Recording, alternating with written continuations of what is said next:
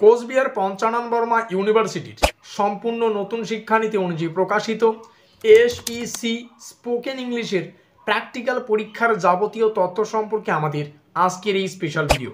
Syllabus সম্পর্কে আলোচনা করব, তোমাদের সামনে পরীক্ষা, তো তোমাদের কোন কোন টপিক থেকে প্রশ্ন করা হবে, প্রশ্নগুলি কোন ভাষায় করা হবে, উত্তরগুলি তোমাদের কিভাবে দেওয়া উচিত, প্রত্যেকটা তথ্য আজকের এই ভিডিওটিতে জানতে পারবে। এছাড়াও আমরা আলোচনা করব তোমাদের কোশ্চেন প্যাটার্ন সম্পর্কে। এটা সম্পূর্ণ প্র্যাকটিক্যাল পরীক্ষা, আর কোন জায়গা থেকে তোমাদের কত নম্বরের প্রশ্ন করা হবে বিস্তারিত তথ্য জানতে পারবে। তো যাই হোক, আজকের এই ভিডিওটি শুরু করার আগে তোমাদের কাছে রিকোয়েস্ট, দেখো আমরা এই চ্যানেল মারফত বিভিন্ন স্টাডি সংক্রান্ত নিউজ, স্কলারশিপ সংক্রান্ত আপডেট, এমনকি সাজেশন প্রদান করে থাকি। কাজেই খুব ভালো হবে যদি আমাদের চ্যানেলটিকে সাবস্ক্রাইব করে দিয়ে আমাদের পরিবারের সদস্য হয়ে নাও। তো যাই হোক, শুরু করছি আমাদের আজকের এই স্পেশাল ভিডিওটি। তো দেখো, সম্পূর্ণ সিলেবাস আমাদের সামনে, শুধু তাই নয়, সামনে পরীক্ষা। তোমাদের পরীক্ষায় কোন কোন বিষয়ের উপর ধার্য করে প্রশ্নগুলো করা হবে, পরীক্ষার উত্তরগুলো তোমরা কিভাবে করবে, পরীক্ষাটা আমরা ইতিমধ্যে জেনে গেছি যেটা প্র্যাকটিক্যালি পরীক্ষা হবে। এই প্র্যাকটিক্যালি পরীক্ষাটায় তাহলে কোন কোন বিষয়ের উপর ভিত্তি করে হচ্ছে, এখানকার নম্বর বিভাজন, প্রত্যেকটা তথ্য আজকের এই ভিডিওটিতে তোমরা জানতে পারবে। এক কথায় শুরুতেই দেখতে পাচ্ছি এসইসি 1, যার মূল কনসেপ্ট হচ্ছে স্পোকেন ইংলিশ। আর আজকের এই ভিডিওটি শুরু থেকে শেষ পর্যন্ত দেখতে পারলে স্পোকেন ইংলিশের সম্পূর্ণ কনসেপ্ট তোমাদের একদম ক্লিয়ার হয়ে যাবে। এই সম্পর্কে আর অন্য কোনো ভিডিও তোমাদের দেখতে হবে না, কথা ক্লিয়ার। এক ক্লাসেই আমি বিস্তারিত তথ্য কিন্তু তোমাদের সামনে উপস্থাপন করব।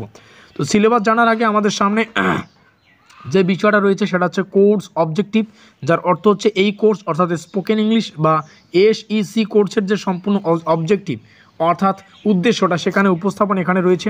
আর পরবর্তীতে আমরা দেখতে পাচ্ছি স্পেশালি মোস্ট ইম্পর্টেন্ট বিষয়টা, সেটা হচ্ছে আমাদের পরীক্ষার যে নম্বর বিভাজন সেটা। এখানে দেখো ফুল মার্কস 50 নম্বরের হচ্ছে। এই 50-এর মধ্যে এই 50টাকে দুটো স্পেশাল খণ্ডে বিভক্ত করা হয়। এই 50টাকে একটা 15, যেখানে আমরা অ্যাটেন্ডেন্স পাচ্ছি আর অন্যান্য বিষয় টোটাল মিলে কিন্তু এখানে 15 পাচ্ছি, আর একটা থাকছে 35, যেটা তোমাদের প্র্যাকটিক্যালি পরীক্ষাটা হবে। প্র্যাকটিক্যাল কথার অর্থই তোমাদের বোঝোই প্র্যাকটিক্যালি তোমাদের উত্তর দিতে হবে। তো এই প্র্যাকটিক্যাল পরীক্ষাটার জন্য এই যে লিখিত বললাম, প্র্যাকটিক্যালের যে 35, এই 35-এর জন্য বিভিন্ন ইউনিট রয়েছে। আর এখানে এই 35-এর জন্য ধার্য কিন্তু 3টা ইউনিট রয়েছে। আমরা দেখতে পাচ্ছি ইউনিট 1 এখানে, যেখান থেকে মূলত প্রশ্ন করা হবে, ইউনিট 2, তারপরে হচ্ছে ইউনিট 3। তোমাদের উত্তরগুলো কীভাবে করতে হবে প্রত্যেকটা তথ্য তোমরা জানতে পারবে, ঠিক আছে।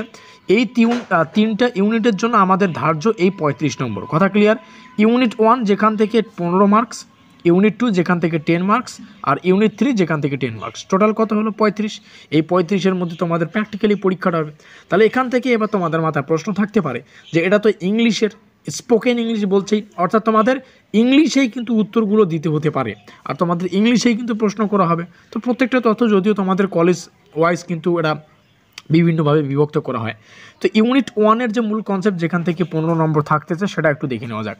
এখানে দ্য সাউন্ড অফ ইংলিশ, অর্থাৎ ইংরেজির যে সাউন্ড বা শব্দগুলি সে বিষয়ে জানতে পারা যেতে পারে। ইংরেজির প্রত্যেকটা sound, pronunciation of words and everyday phrases, অর্থাৎ দৈনন্দিন যে জীবনের বা দৈনন্দিন বা প্রতিদিনের যে শব্দ আর যে বাক্যাংশগুলি উচ্চারণ করা হয় সে সম্পর্কে জানতে পারা যেতে পারে বা জানতে চাইতে পারে। তারপরে হচ্ছে প্রিলিমিনারি লেভেল ফোনেটিক্স, অর্থাৎ প্রাথমিক স্তরের যে ধ্বনিতত্ত্বগুলি সে সম্পর্কে জানতে পারে। তো এই কয়েকটা বিষয়ের উপর 15 মার্ক কিন্তু ধার্য করা হলো, কথা ক্লিয়ার। পরবর্তীতে আমরা যাব ইউনিট 2। ইউনিট 2 এর মূল কনসেপ্ট প্রথমেই আমরা দেখতে পাচ্ছি স্পোকেন ইংলিশ, স্পোকেন স্কিল, অর্থাৎ তোমাদের বলার যে দক্ষতা বা কথ্য দক্ষতা, কীভাবে তোমাদের একটা বলার দক্ষতা থাকা প্রয়োজন সেই দক্ষতা এখানে যাচাই করতে পারে। এই দক্ষতাটা বিভিন্ন ধরনের হতে পারে, যেমন গ্রেডিং, অর্থাৎ কাউকে শুভেচ্ছা জানানো। তো স্যার এটা জিজ্ঞাসা করতে পারে গ্রেডিং মানে কীভাবে কাউকে শুভেচ্ছা জানাবে, সেই বিষয়ে তোমাদের ইংলিশে উত্তর দিতে হবে। ইন্ট্রোডিউসিং ওয়ানসেলফ, অর্থাৎ নিজের যে পরিচয় সেই নিজের পরিচয়টা কীভাবে দেবে ইংলিশে, প্রত্যেকটা ইংলিশে তোমাদের করতে হবে। এভরিডে ফার্সেস অ্যান্ড রেসপন্সেস, অর্থাৎ তোমাদের প্রতিদিনের যে বাক্যাংশগুলি যেগুলো মানে বলা হয় এবং তার যে প্রতিক্রিয়াগুলি সেই প্রতিক্রিয়াগুলি কীভাবে হতে পারে। আস্কিং কোশ্চেন, কাউকে কীভাবে প্রশ্ন জিজ্ঞাসা করা যেতে পারে, ঠিক আছে, এবং তার উত্তরটা কীভাবে দেওয়া উচিত বা কীভাবে উত্তর দিতে হয়, প্রত্যেকটা তথ্য এখান থেকে স্পোকেন ইংলিশের স্কিলের মধ্যে পড়ছে। পরবর্তী ইউনিট 3-তে আমরা দেখতে পাচ্ছি ভোকাবুলারি অ্যান্ড ওয়ার্ড রিকগনিশন, অর্থাৎ তোমাদের মূল কনসেপ্ট হচ্ছে শব্দ ভাণ্ডার এবং শব্দের যে স্বীকৃতি সেই সমস্ত বিষয় পড়তে হচ্ছে। এখানে অনেকগুলো বিষয় রয়েছে, basic idea about parts of speech, অর্থাৎ বক্তৃতার যে মানে সাধারণ ধারণা বা প্রাথমিক ধারণা সেটা পড়তে হবে। তাদের যে নাম্বারগুলি, জেন্ডার, নাউন্স অ্যান্ড প্রোনাউন সম্পর্কে পড়তে হবে।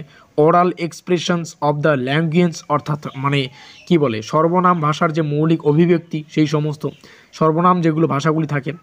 ব্রিফ স্টোরি টেলিং, অর্থাৎ মানে ব্রিফ স্টোরি টেলিং কথাটা হচ্ছে মনে করো সংক্ষিপ্ত একটা স্টোরি টেলিং, মানে গল্প বলা, সেই সংক্ষিপ্ত গল্প বলার বিষয়ে কিন্তু মূল কনসেপ্ট তোমাদের জিজ্ঞাসা করতে পারে।